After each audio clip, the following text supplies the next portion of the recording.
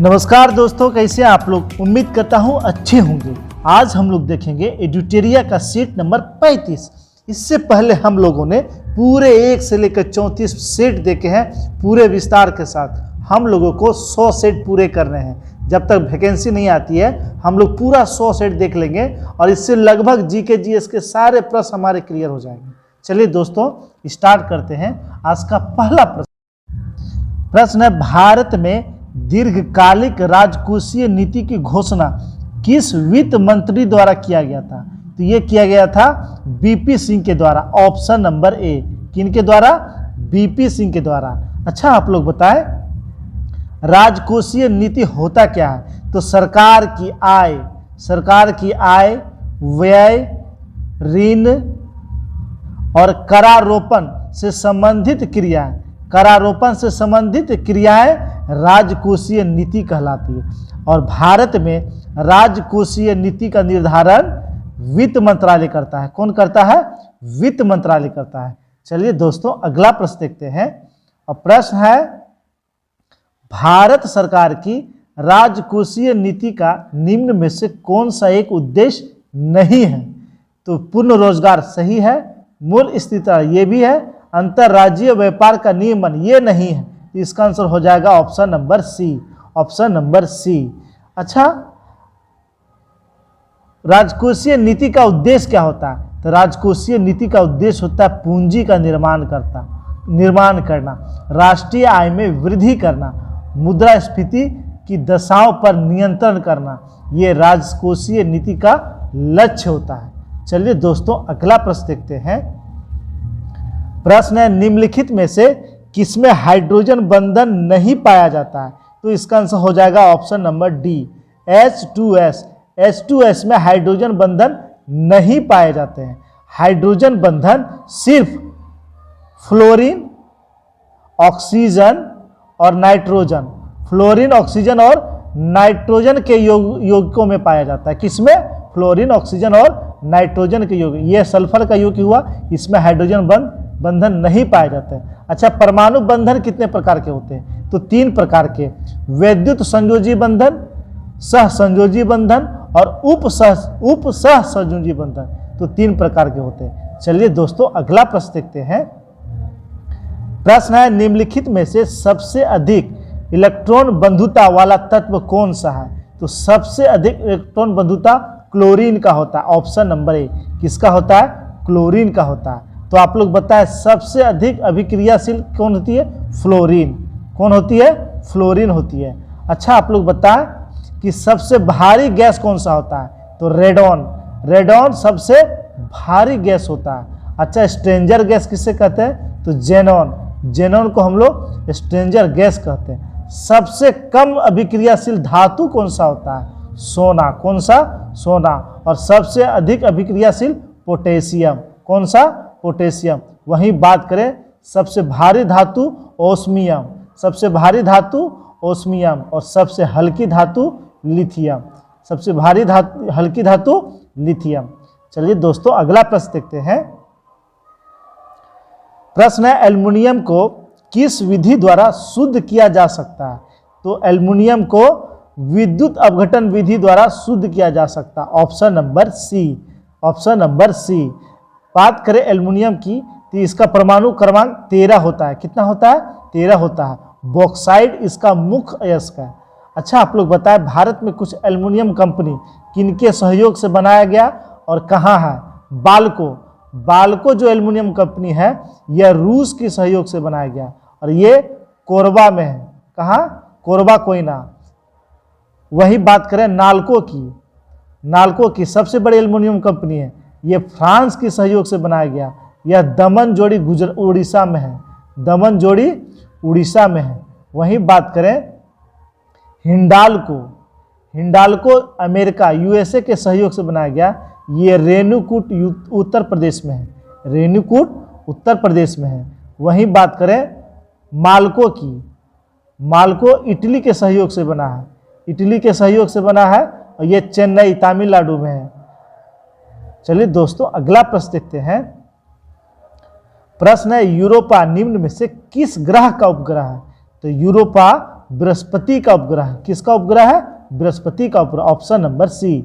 सबसे बड़ा उपग्रह होता है, सबसे बड़ा उपग्रह भी बृहस्पति का है, उसका नाम है ज्ञानमेड। क्या नाम है? ज्ञानीमेड। अच्छा आप लोग बताएं सबसे अधिक उपग्रह किस ग्रह के हैं? तो अभी सबसे अधिक उपग्रह हो गए हैं शनि को, 82 उपग्रह। वहीं बृहस्पति की बात करें तो इसके 79 उपग्रह हैं। कितने उपग्रह हैं? 79 उपग्रह है। मंगल ग्रह के 2 उपग्रह कौन कौन है? तो मंगल ग्रह के उपग्रह फोबोस और डिमोस। सबसे छोटा उपग्रह डिमोस मंगल ग्रह के उपग्रह हैं। अच्छा आप लोग बताएं सौर मंडल का सबसे ऊंचा पर्वत कौन सा है? तो निक्स ओलंपिया। निक्स ओलंपिया ये मंगल ग्रह पर, किस पर है? मंगल ग्रह पर है। चलिए दोस्तों अगला प्रश्न देखते हैं। प्रश्न है शरद विषुव की स्थिति कब होती है? तो शरद विषुव की स्थिति कब होती है? तो ये होती है 23 सितंबर को। कब होती है? 23 सितंबर को। वहीं बात करें वसंत विषुव, वसंत विषुव की, तो ये कब होता है? तो ये होता है 21 मार्च को। कब होता है? 21 मार्च को। और इस दोनों तिथि में दिन रात बराबर होते हैं। दिन रात क्या होते हैं? बराबर होते हैं। वहीं आप लोग बताएं अपसौर की घटना कब होती है? अपसौर की घटना कब होती है? ये 4 जुलाई को होती है। कब होती है? 4 जुलाई को होती है। वहीं उपसौर की बात करें तो ये 3 जनवरी को होता है। कब होता है? 3 जनवरी को होता है। चलिए दोस्तों अगला प्रश्न देखते हैं। प्रश्न है मेयाना ज्वालामुखी कहाँ स्थित है? तो मेयाना ज्वालामुखी फिलीपींस में स्थित, ऑप्शन नंबर सी। कहाँ? फिलीपींस में स्थित है। वहीं इक्वाडोर की बात करें तो यहाँ का फेमस ज्वालामुखी है कोटोपेक्सी। कौन सा? कोटोपेक्सी। वहीं म्यांमार में भी एक ज्वालामुखी है माउंट पोपा। कौन सा? माउंट पोपा ज्वालामुखी कहाँ से? म्यांमार में है। वहीं इटली की बात करें तो इटली में माउंट एटना और विसुवियन ज्वालामुखी कहाँ है? इटली में है। वहीं बात करें मोनालोवा ज्वालामुखी कहाँ है? ये हवाई द्वीप पर है, यूएसए में। हवाई द्वीप पर है, यूएसए में।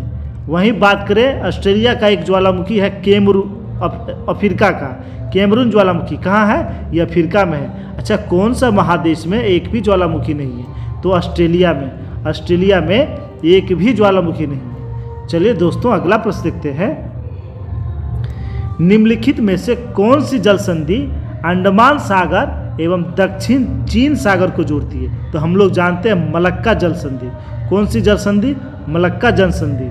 वहीं सुंडा जल संधि की बात करें तो सुंडा जल संधि जावा सागर को हिंद महासागर से जोड़ता है। जावा सागर को हिंद महासागर से जोड़ता है। वहीं बात करें युकाटन जल संधि, ये मैक्सिको की खाड़ी को कैरिबियन सागर से जोड़ता है। कैरिबियन सागर से जोड़ता है। वहीं बात करें पाक की खाड़ी तो ये मन्नार की खाड़ी को बंगाल की खाड़ी से जोड़ता है। मन्नार की खाड़ी को बंगाल की खाड़ी से जोड़ता है। वहीं आप लोग बताएं बाव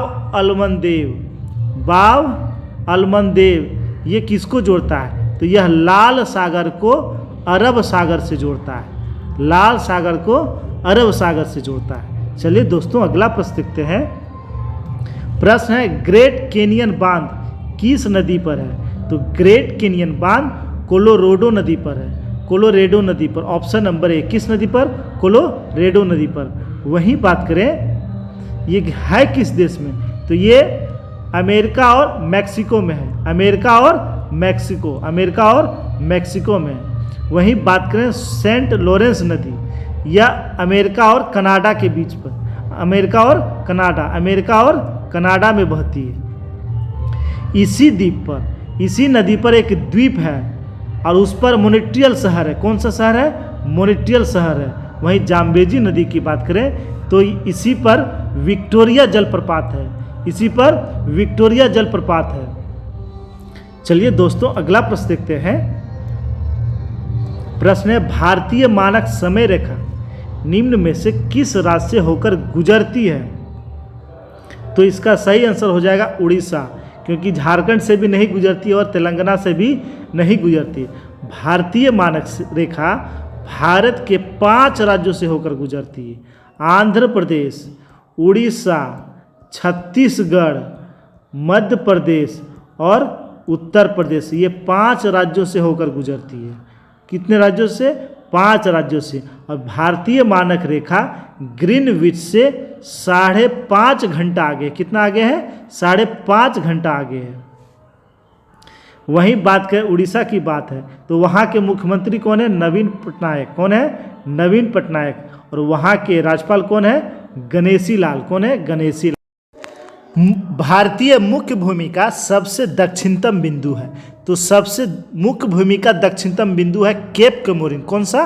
केप कमोरिन। वहीं सबसे दक्षिणतम बिंदु की बात करें तो वो है इंदिरा पॉइंट। कौन सा? इंदिरा पॉइंट है। वहीं उत्तरी बिंदु का बात करें तो वो इंदिरा कौल है। कौन सा? इंदिरा कौल है। वहीं पूर्वी बिंदु का बात करें तो पूर्वी बिंदु है कीबुतु। कीबुतु ये अरुणाचल प्रदेश में। वहीं पश्चिमी बिंदु की बात करें तो पश्चिमी बिंदु कौन सा है? तो पश्चिमी बिंदु हो गया सर क्रीक। कौन सा? Sir creek. ये कहाँ है? ये गुजरात में। कहाँ है? गुजरात में। चलिए दोस्तों अगला प्रश्न देखते हैं। अब प्रश्न है मुलिंगला दर्रा किस राज्य के शासित प्रदेश में है? तो मुलिंगला दर्रा उत्तराखंड में। कहाँ है? उत्तराखंड में। उत्तराखंड में माना दर्रा, नीति दर्रा, लिपुलेख दर्रा, ये उत्तराखंड की प्रमुख दर्रे हैं। वहीं बात करें सिक्किम का तो सिक्किम का जलेपला दर्रा और नाथुला दर्रा। नाथुला दर्रा और जलेपला दर्रा कहाँ है? सिक्किम में। वहीं मणिपुर की बात करें तो मणिपुर में है तुजू दर्रा। कौन सा? तुजू दर्रा। लद्दाख की बात करें तो लद्दाख में जोजिला और काराकोरम। जोजिला और काराकोरम।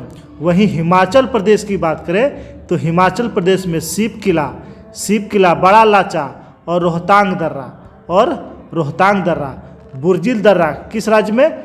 जम्मू कश्मीर में। चलिए दोस्तों अगला प्रश्न देखते हैं। प्रश्न है संकटपन जीव समुद्री गाय कहाँ पाई जाती है? तो ये कहाँ पाई जाती है? ये मन्नार की खाड़ी। कहाँ? मन्नार की खाड़ी में पाई जाती है। वहीं जो है संकटप्रद जीव कश्मीरी महामृग ये कहाँ पाए जाते हैं? तो ये जम्मू कश्मीर के दाचीग्राम नेशनल पार्क। जम्मू कश्मीर के दाचीग्राम नेशनल पार्क। वहीं आप लोग बताएं अति संकटग्रस्त संघाई जिसे मणिपुरी हिरन भी कहते हैं वह कहाँ पाया जाता है? तो वह पाया जाता है किबू लामजाऊ जो एकमात्र तैरता हुआ नेशनल पार्क है मणिपुर में पाया जाता है। चलिए दोस्तों अगला प्रश्न देखते हैं। प्रश्न है निमाड़ी निम्न में से किसकी नस्ल है? तो निमाड़ी किसकी नस्ल है? गाय की नस्ल है। किसकी नस्ल है? गाय की नस्ल। वहीं गाय की प्रमुख नस्लों की बात करें तो Sahiwal, red Sindhi, cockroach, Tharparkar, Jersey, ये सारे गाय की प्रमुख नस्लें हैं। वहीं बात करें भैंस की प्रमुख नस्लें तो भैंस की प्रमुख नस्लें हो गए मुर्रा, नागपुरी, सुरती, बन्नी, मेहसाना, जाफराबादी, ये भैंसों की प्रमुख नस्ल है। किसकी? भैंस की प्रमुख नस्ल है। वहीं बकरी की बात करें तो बकरी की बात करते हैं जमुनापुरी, बारबरी, बीटल, गंजम, चंगथगी, ये सारे बकरी की नस्लें हैं। चलिए दोस्तों अगला प्रश्न देखते हैं। प्रश्न है निम्नलिखित में से किस लौह अयस्क में लोहे का अंश सर्वाधिक होता है? तो किस में होता है सर्वाधिक? तो मैग्नेटाइट। ऑप्शन नंबर सी। वहीं लोहे की बात करें तो इसका परमाणु क्रमांक होता है 26। कितना होता है? 26 होता है। सबसे शुद्धतम लोहा पिटवा लोहा को माना जाता है जिसमें कार्बन की मात्रा सबसे कम होती है 0.15% से लेकर 0.25% तक। चलिए दोस्तों अगला प्रश्न देखते हैं। प्रश्न है परमाणु क्रमांक 20 वाले परमाणु का इलेक्ट्रॉनिक विन्यास होगा। तो हम लोग जानते क्या होगा?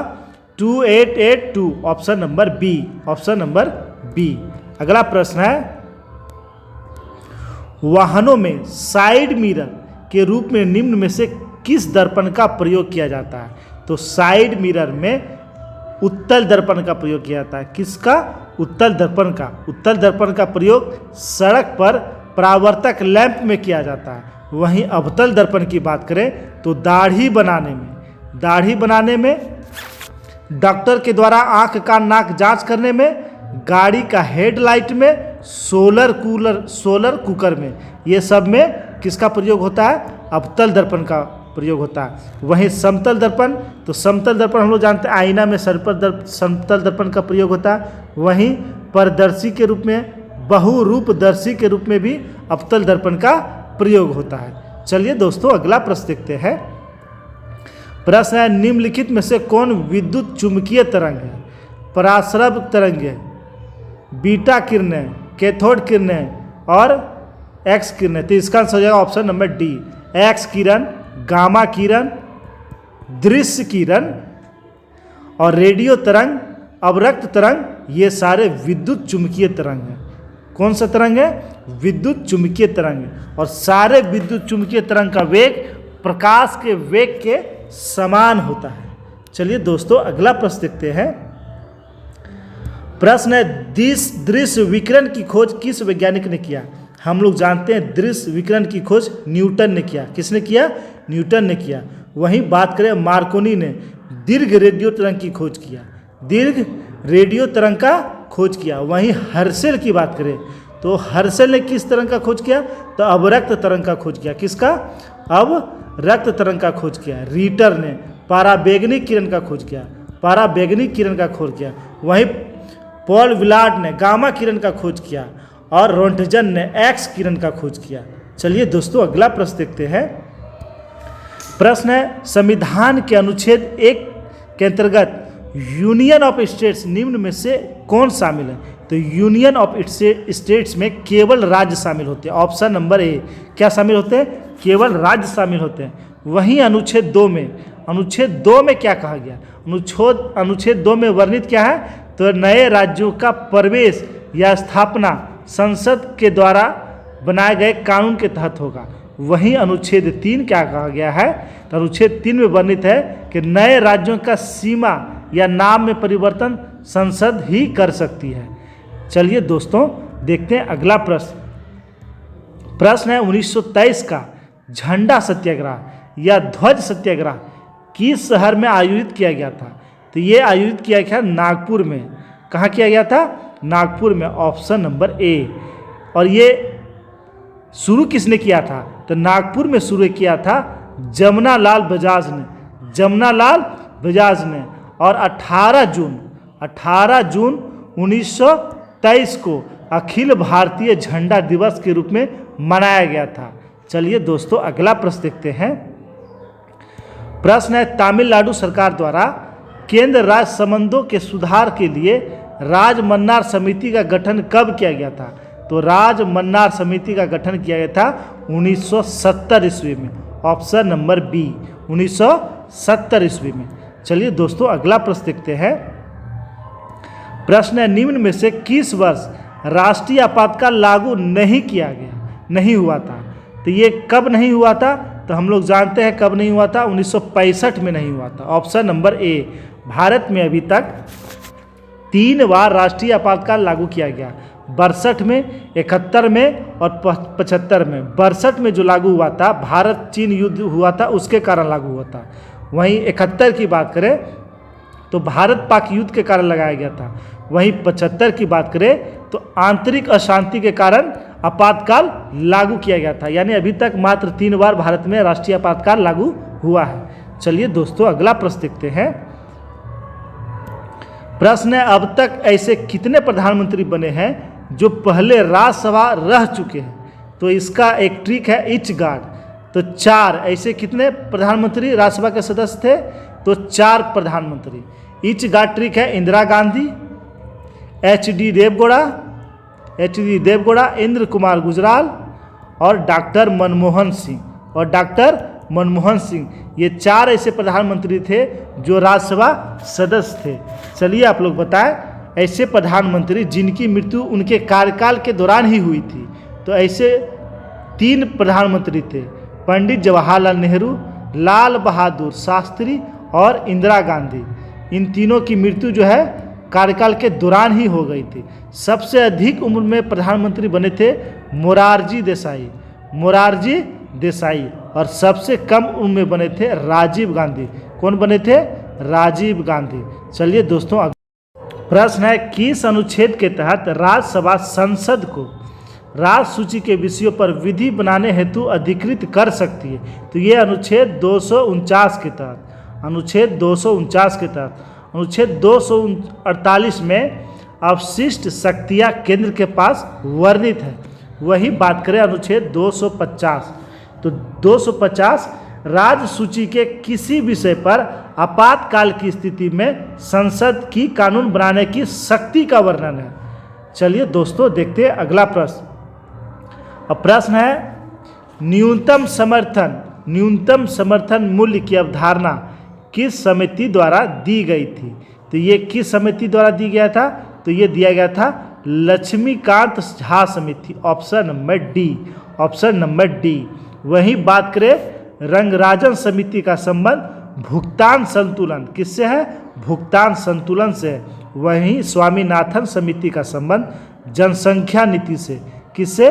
जनसंख्या नीति से है। चलिए दो प्रश्न है भारत में पहली बार जेंडर बजट कब पेश किया गया था? ये 2005-06 में पेश किया गया था, ऑप्शन नंबर बी। चलिए दोस्तों अगला प्रश्न देखते हैं। अब प्रश्न है निम्नलिखित में से कौन बहुआयामी गरीबी सूचकांक के आयामों में शामिल नहीं है? तो हम लोग जानते हैं बहुआयामी गरीबी सूचकांक के 3 आयाम होते हैं। 3 आयाम कौन कौन सा होता है? स्वास्थ्य, शिक्षा और जीवन निर्वाह। तो इसका आंसर हो जाएगा ऑप्शन नंबर सी, ये खुशहाली शामिल नहीं होता है। बहुआयामी गरीबी सूचकांक के 3 आयाम होते हैं, स्वास्थ्य, शिक्षा और जीवन निर्वहन, और 10 संकेतक होते हैं। कितने संकेतक होते हैं? 10 संकेतक होते हैं। बाल मृत्यु दर, पोषण, स्कूल के वर्ष, बच्चे नामांकित, रसोई गैस, शौचालय, पानी, बिजली, फ्लोर, संपत्ति, ये 10 संकेतक होते हैं। चलिए दोस्तों अगला प्रश्न देखते हैं। प्रश्न है दृश्य निर्यात का अर्थ क्या होता है? तो अदृश्य निर्यात का अर्थ क्या होता है? तो अदृश्य का निर्यात होता है सेवाओं का निर्यात, यानी जो हम लोग देख नहीं सकते, सेवाओं का निर्यात जो दिखती नहीं है। चलिए दोस्तों अगला प्रश्न देखते हैं। प्रश्न है निम्नलिखित में कौन सा सही सुलेमित नहीं है? देख लेते हैं कौन सही सुलेमित नहीं है। तो राजद्रोही सभाओं को रोकने का अधिनियम 1908, यही सही नहीं है, ऑप्शन नंबर ए। बाकी विस्फोटक पदार्थ अधिनियम 2008 ये सही है। भारतीय फौजदारी कानून संशोधन अधिनियम 2008 ये भी सही है। समाचार पत्रों के लिए प्रोत्साहन अधिनियम 2008 ये भी सही। इसका आंसर हो जाएगा ऑप्शन नंबर ए। चलिए दोस्तों अगला प्रश्न देखते हैं। प्रश्न है गांधी जी ने व्यक्तिगत सत्याग्रह किस वर्ष शुरू किया था? तो ये शुरू हुआ था 1940 में। कब? ऑप्शन नंबर ए 1940 में गांधी जी के द्वारा व्यक्तिगत सत्याग्रह का शुरू किया गया था। अच्छा आप लोग बताएं इसके प्रथम सत्याग्रही कौन थे? प्रथम सत्याग्रही थे विनोबा भावे। कौन थे? विनोबा भावे। और द्वितीय सत्याग्रही कौन थे? तो जवाहरलाल नेहरू थे। चलिए दोस्तों देखते हैं अगला प्रश्न। प्रश्न है त्रिपुरी संकट के बाद कांग्रेस का अध्यक्ष किसे चुना गया था? बहुत बार सेट में हम लोगों ने देखा है त्रिपुरी जो संकट हुआ था उसके बाद डॉक्टर राजेंद्र प्रसाद को कांग्रेस का अध्यक्ष बनाया गया था। त्रिपुरी अधिवेशन के अध्यक्ष थे सुभाष चंद्र बोस, और इसके चुनाव में गांधी जी के जो समर्थक वाले उम्मीदवार थे उनकी हार हो गई थी, जिसके कारण सुभाष चंद्र बोस का गांधी जी से मतभेद हो गया था, और उस कारण जो है सुभाष चंद्र बोस ने इस्तीफा दिया। उसके बाद जो है डॉक्टर राजेंद्र प्रसाद को कांग्रेस का अध्यक्ष बनाया गया था। चलिए दोस्तों अगला प्रश्न देखते हैं। प्रश्न है हैंडसांग की भारत यात्रा में यात्रा के समय सूती कपड़ों का उत्पादन का प्रसिद्ध नगर कौन था? तो सूती कपड़ों का प्रसिद्ध नगर था उस समय वाराणसी। कौन था? वाराणसी। ऑप्शन नंबर ए हैंडसांग हर्षवर्धन के समय भारत आया था। किसके शासनकाल में आया था? हर्षवर्धन के समय आया था। और हर्षवर्धन जो महान हिंदू शासक था जिसको किसने हराया था? तो पुलकेशिन द्वितीय ने हराया था। किसने हराया था? पुलकेशिन द्वितीय ने हराया था। प्रश्न है कथा सरित सागर के रचयिता कौन थे? तो इसके रचयिता थे सोमदेव। कौन थे? सोमदेव। Option number A. वहीं क्षेमेद्र की बात करें क्षेमेंद्र की प्रमुख काव्य का क्या नाम है? तो इनका प्रमुख काव्य का नाम है समय मातृक। समय मातृक। वहीं कामोदक की, तो कामोदक की पुस्तक है नीतिकार। कौन सी? नीतिकार। वहीं क्षुद्रक की बात करें तो क्षुद्रक की हम लोग जानते हैं मृक्षकटिकम। मृक्षकटिकम इनकी प्रमुख काव्य है। अच्छा, आप लोग बताएं पृथ्वीराज विजय किनकी काव्य है? तो जयानक की काव्य। किसकी काव्य है? जयानक की काव्य। वहीं आप लोग बताएं नाट्यशास्त्र किनकी काव्य है? तो ये भरत मुनि की काव्य। किसका? भरत मुनि का काव्य है। चलिए दोस्तों अगला प्रश्न देखते हैं। प्रश्न है कौन सा हड़प्पा स्थल घग्गर नदी के किनारे स्थित था? तो घग्गर नदी के किनारे कालीबंगा था। कौन था? कालीबंगा था। वहीं बात करें बनावली, यह रंगोई नदी के किनारे अवस्थित था। बात करें चनहुदड़ो और मोहनजोदड़ो, दोनों सिंधु नदी के किनारे था। वहीं बात करें धौलावीरा, ये लूनी नदी के किनारे। कहाँ? लूनी नदी के किनारे। वहीं आप लोग बताएं रंगपुर, यह मादर नदी के किनारे। वहीं बात करें रोपड़, ये सतलज नदी के किनारे। किस नदी के किनारे? सतलज नदी के किनारे। वहीं बात करें आलमगीरपुर, जो यूपी में है, आलमगीरपुर, ये हिंडन नदी के किनारे है। चलिए दोस्तों अगला प्रश्न देखते हैं। प्रश्न है उदयन किस वंश का शासक था? तो उदयन किस वंश का शासक था? हम लोग जानते हैं हर्यक वंश का शासक था। किस वंश का? हर्यक वंश का शासक था। और उदयन गद्दी पर बैठा था 461 ईसा पूर्व। 461 ईसा पूर्व। और उदयन ने ही पाटलिग्राम की स्थापना किया था। और अच्छा आप लोग बताएं हर्यक वंश का संस्थापक कौन था? बिंबिसार। कौन था? बिंबिसार था। बिंबिसार गद्दी पर कब बैठा था? 544 ईसा पूर्व। 544 ईसा पूर्व। और हर्यक वंश का अंतिम शासक था नागदशक। कौन था? नागदशक अंतिम शासक था। चलिए दोस्तों अगला प्रश्न देखते हैं। प्रश्न है कुतुबुद्दीन ऐबक की राजधानी कहाँ थी? तो कुतुबुद्दीन ऐबक की राजधानी लाहौर थी। कहाँ थी? लाहौर थी। कुतुबुद्दीन ऐबक 1206 ईस्वी में गद्दी पर बैठा और गुलाम वंश की स्थापना किया। और इसका राज्याभिषेक हुआ था 24 जून 1206। 24 जून 1206 कुतुबुद्दीन ऐबक ने कुतुब मीनार का नींव रखा था। कुतुबुल इस्लाम मस्जिद की स्थापना किया। 2.5 दिन का झोपड़ा का निर्माण कराया। इन्हें लाख बख्श कहा जाता है, यानी लाखों का दान करने वाला। और इनकी मृत्यु 1210 ईस्वी में चौगान खेलते समय हो गया था। चौगान खेलते समय हो गया था। यह मोहम्मद गोरी का गुलाम था। चलिए दोस्तों अगला प्रश्न देखते हैं।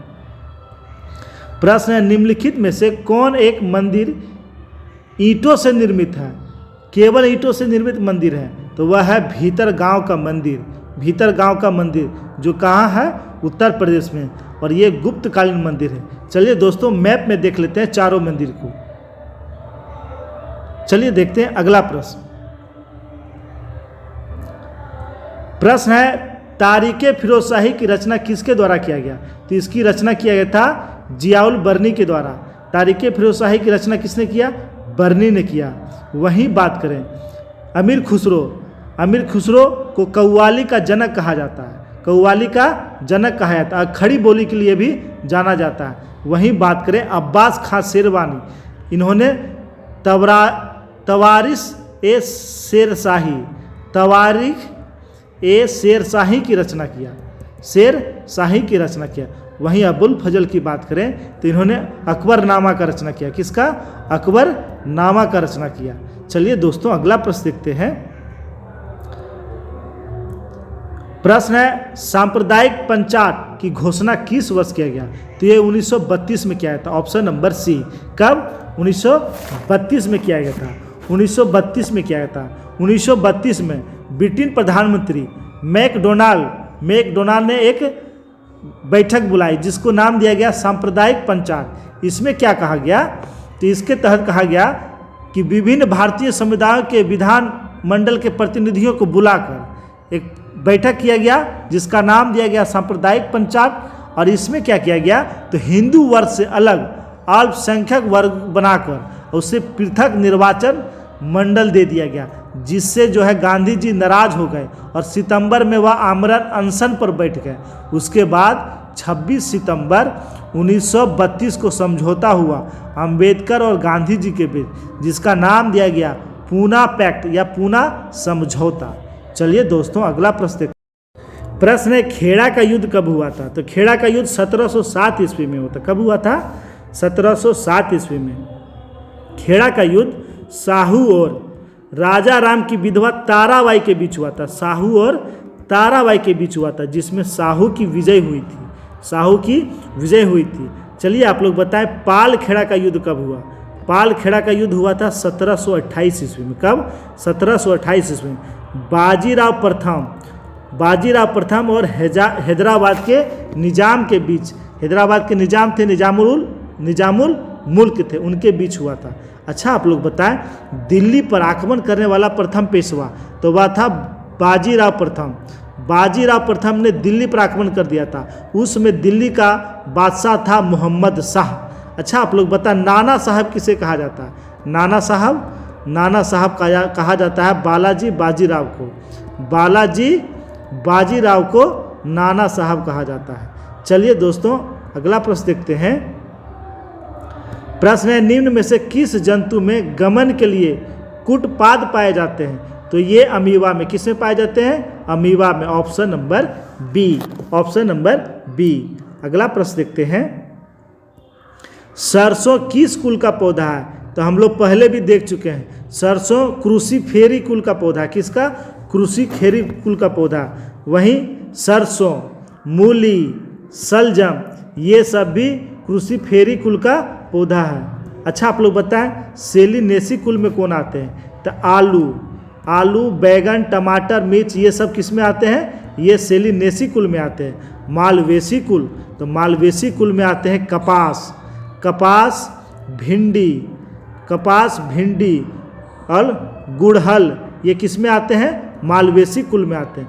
वहीं बात करें लेग्यूमिनेसी कुल, तो लेग्यूमिनेसी कुल में कौन से आते हैं? तो बबूल, कत्था, अशोक, इमली और जितने दलहन फसल है सब आते हैं लेग्यूमिनेसी कुल में आते हैं। चलिए दोस्तों अगला प्रश्न देखते हैं।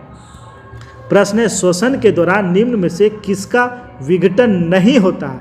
तो विटामिन का विघटन नहीं होता। ऑप्शन नंबर बी, विटामिन का विघटन नहीं होता।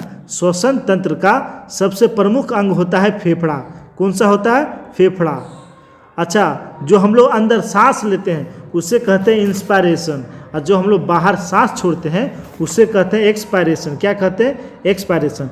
वही बात करें जब हम लोग अंदर लेते हैं तो उसमें जानते हैं नाइट्रोजन कितना होता है? 78.09% और ऑक्सीजन होता है 21% और CO2 होता है 0.03%। जब हम लोग बाहर छोड़ते हैं तो नाइट्रोजन तो सेम रहता है, ऑक्सीजन कम हो जाता है क्योंकि ऑक्सीजन शरीर ले लेती है, तो ऑक्सीजन छोड़ते हैं 17% और कार्बन डाइऑक्साइड ज़्यादा मात्रा में छोड़ते हैं 4%। एग्जाम में क्वेश्चन आया हुआ जब हम लोग बाहर सांस छोड़ते हैं तो कार्बन डाइऑक्साइड कितना प्रतिशत? तो 4%। चलिए दोस्तों अगला प्रश्न देखते हैं। प्रश्न है अपच का उपचार करने के लिए निम्नलिखित में से कौन सी औषधि का प्रयोग किया जाता है? तो एंटासिड का प्रयोग अपच के उपचार में किया जाता है। वहीं एंटीबायोटिक का उपयोग हम लोग संक्रमण रोकने के लिए करते हैं। वहीं एंटीसेप्टिक का प्रयोग इन्फेक्शन और कीटाणुनाश के रूप में करते हैं। वहीं एनाल्जेसिक का प्रयोग दर्द निवारक दवाओं में किया जाता है। किसमें? दर्द निवारक के रूप में। चलिए दोस्तों अगला प्रश्न देखते हैं। और प्रश्न है निम्नलिखित में से कौन वायु प्रदूषण को मॉनिटर करता है? तो वायु प्रदूषण का संकेतक लाइकेन होता है। ऑप्शन नंबर सी। लाइकेन किसका? तो लाइकेन किससे बनता है? तो लाइकेन कवक और शैवाल से बनता है। कवक और शैवाल से बनते हैं। अच्छा आप लोग बताएं लाइकेन के अध्ययन को क्या कहते हैं? लाइकेनोलॉजी। क्या कहते हैं? लाइकेनोलॉजी। वहीं कवक के अध्ययन को माइकोलॉजी कहते हैं। क्या कहते हैं? माइकोलॉजी कहते हैं। शैवाल के अध्ययन को फाइकोलॉजी कहते हैं। क्या कहते हैं? फाइकोलॉजी कहते हैं। अच्छा आप लोग बताएं बैक्टीरिया की खोज किसने किया? बैक्टीरिया की खोज किसने किया? ल्यूमेन हॉक ने। किसने किया? ल्यूमेन हॉक ने किया। और बैक्टीरिया का नाम किसने दिया? तो अहरेनबर्ग ने दिया था, अहरेनबर्ग ने दिया था। चलिए दोस्तों अगला प्रश्न देखते हैं। प्रश्न है निम्न में से कौन ठोस स्नेहक का उदाहरण है? तो graphite, option number B. Graphite का प्रयोग स्नेहक के रूप में किया जाता है। किसके रूप में? स्नेहक के रूप में। ग्रेफाइट को काला शीशा भी कहा जाता है, काला, क्योंकि रगड़ने के बाद यह काला रंग देता है।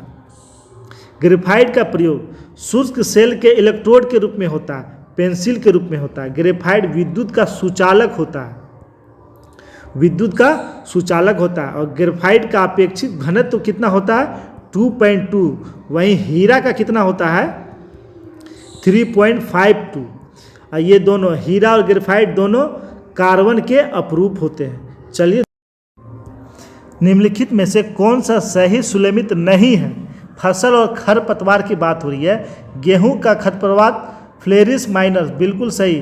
धान का बथुआ, गलत। तो इसका आंसर हो जाएगा ऑप्शन नंबर बी। बथुआ जो है वो साग में पाए जाते हैं, हरे जो साग होते हैं उसमें पाए जाते हैं। चलिए दोस्तों देखते हैं आज का अंतिम प्रश्न है निम्न में से कौन सा जड़ का उदाहरण नहीं है? तो जड़ का उदाहरण नहीं है, तो इसका आंसर हो जाएगा आलू। आलू जो है रूपांतरित तना का उदाहरण है।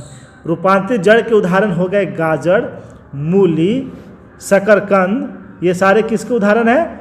रूपांतरित जड़ के उदाहरण हैं। वहीं रूपांतरित तने की बात करें तो हल्दी, अदरक, आलू, प्याज, ये सारे किसके? तो रूपांतरित तने के उदाहरण हैं। दोस्तों मेरी तबीयत थोड़ी ख़राब है तो आज आवाज़ में थोड़ा डिफरेंस लग रहा होगा, आप लोग इसे मैनेज कर लेंगे।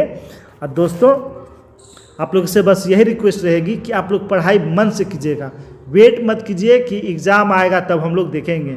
और करंट भी आपको देखना है, ये नहीं कि अभी करंट देख रहे हैं, एग्जाम आएगा तो करंट बदल, हाँ कुछ करंट बदल जाएंगे पर कुछ स्टैटिक करंट है जो साल भर नहीं बदलते हैं। तो आप लोगों को करंट भी देखने हैं। और ये जीके जीएस तो आपका वीडियो देखते रहिए, जीके जीएस आपका लगभग कंप्लीट हो जाएगा।